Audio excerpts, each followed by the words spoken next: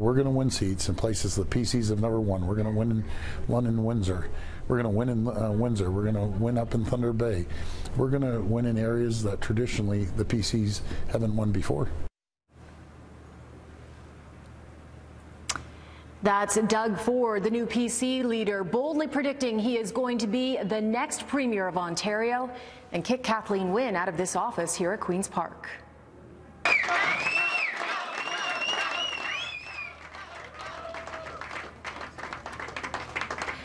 Doug Ford won in a squeaker of a leadership vote that was delayed by hours on Saturday as the results were disputed by Christine Elliott.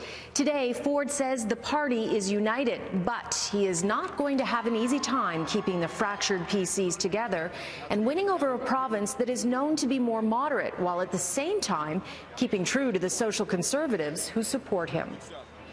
During the campaign, I noticed that you were really appealing to the social conservatives, you know, repealing the sex ed. I mean, you acknowledge it, and you picked up a lot of Tanya Granick-Alling's supporters.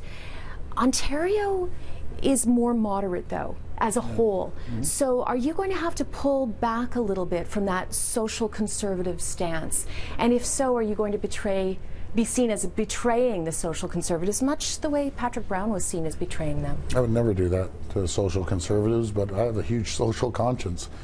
As people say, it all depends on your definition of social conservatives, social conscience. We win all the government housing buildings that usually go NDP. We just attract a different group of people. You can't take care of the most vulnerable people in the society without taking care of your finances. They understand it. They're frustrated, they need help, but when the government's bankrupt, how can you help people? We're going to take care of that. We're going to reduce the hydro rates when seniors and other people are deciding whether to, heating or eating. They're going to have a chance to have a little bit of relief. Anyone under $30,000 a year is paying 0% tax.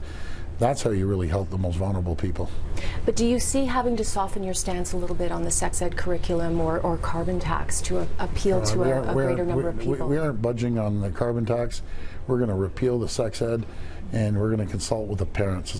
I've always thought that Ford Nation really spoke to people who were angry, fed up, felt they were paying too much in taxes. You spark a sort of, or speak to a frustration that people have. Do you think that's the majority of people out there in this province right now? It's not even about Ford Nation now, it's about everyone in the province are frustrated.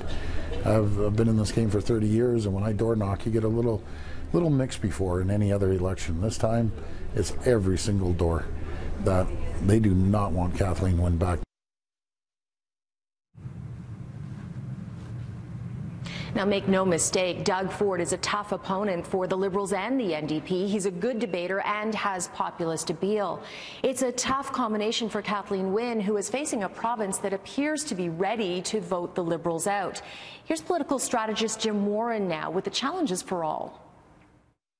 I mean, these are sort of these key messages. They're such quip words that these populist type of candidates like Doug Ford or Donald Trump can use.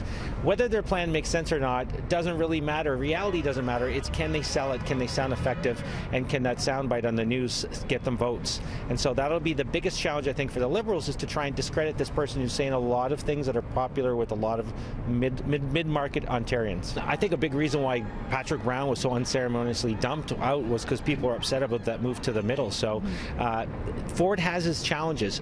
The interesting thing for him is he's here at the 11th hour. He was the 11th hour mayor candidate, the 11th hour leadership candidate. He doesn't have a lot of time to get the party ready for this election. June 9th is right around the corner. So his challenge is, can he get the party to agree to make the shift to the middle without disenfranchising the people who made him leader at the same time?